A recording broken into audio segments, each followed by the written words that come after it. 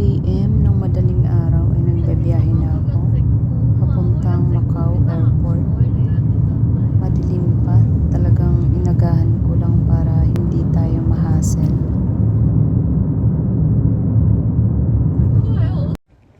Bali 2 a.m. akong umalis, tapos papuntang airport, tapos ang flight ko is 10:55 pa, so mahaba pang oras ko para mag-antay. At ayun na nga, delay ng 1.5 hour delay ang flight papuntang Taipei.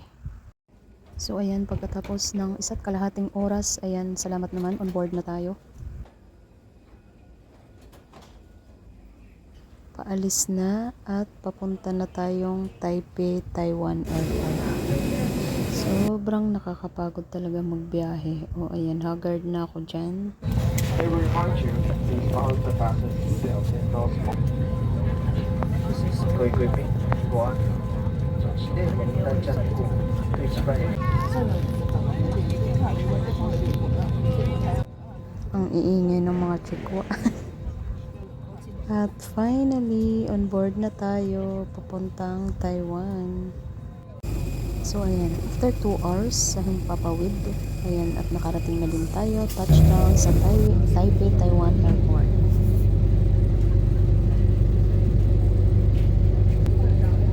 Wala nang signal.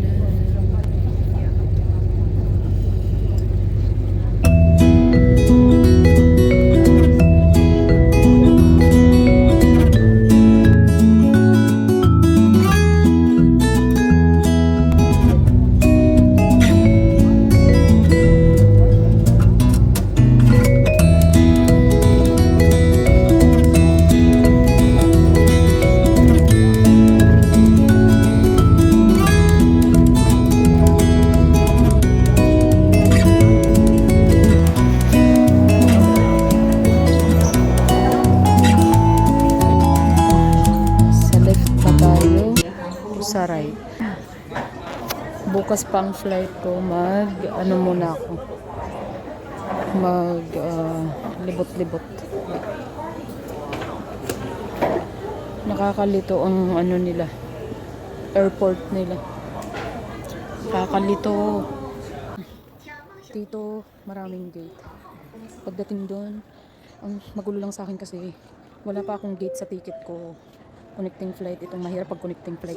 Buti na lang hindi ako naghahabol ng oras kasi bukas pa ang flight ko. Bali, mag-stay pa ako dito ng overnight. Ang ganda ng airport nila, guys.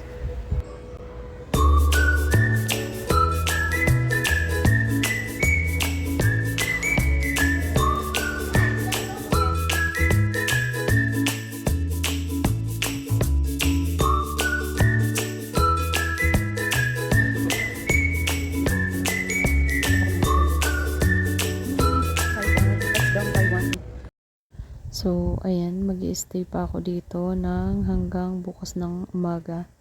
Bali, ang flight ko bukas is 7. So, mga 8 p.m. pa lang dito ng gabi. So, dito tayo matutulog sa airport.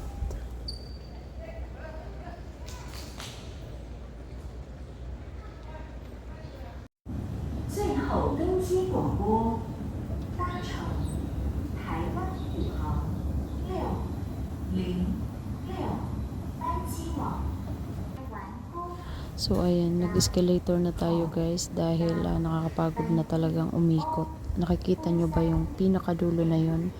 Hanggang dun po ang airport dito, as in paikot po siya. Sobrang laki po talaga. Pero hindi ko lang din alam kasi first time kong makarating ng airport ng Taiwan. So baka ganun lang, pero para sa akin talaga malaki po talaga siya. Hindi ako sure doon sa mga nakarating na dito kung para sa kanila malaki, pero para sa akin malaki po talaga siya, as in. At medyo nahirapan din ako kasi sa ticket ko wala pa siyang gate kung anong gate ako. So kaya nilibot ko talaga ang airport ng Taiwan, kaya nasabi kong sobrang laki. At buti na lang mahaba yung oras ko dahil kung diretso ang flight ko baka maiwan ako ng aeroplano kasi wala pang gate kung anong gate ako sa ticket ko. Ang sabi lang kasi doon ako sa Macau Airport, makinig lang ako sa announcement. So talagang nilibot ko talaga ang buong airport ng Taiwan dahil hinahanap ko yung gate ko. So sa ngayon, ayan, papalipas muna ako dito. So bali ayan, antay-antay muna tayo dito. Mga alas 8 na ng gabi to. Bali kinabukasan pa ang flight ko ng mga 7 ng umaga. So dito tayo magpapalipas ng gabi. Ayan, gaya lang muna tayo dito sa mga upuan.